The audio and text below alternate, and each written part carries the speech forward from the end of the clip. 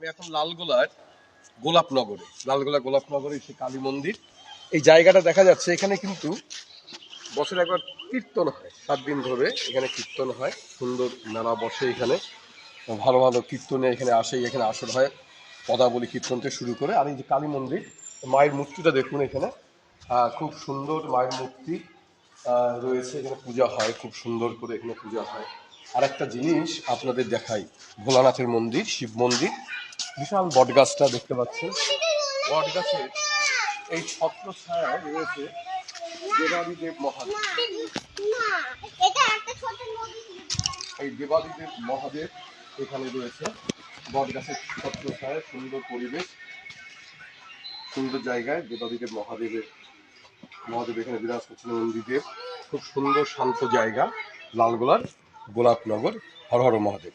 अगर इस वीडियो में आपको कुछ भी अच्छा लगा है तो इस वीडियो को लाइक कीजिए, मेरे चैनल को सब्सक्राइब कीजिए और इस पर एक प्यारा सा कमेंट कर दीजिए और इस वीडियो को अपने दोस्तों के बीच शेयर करना बिल्कुल मत भूलिएगा। Thank you.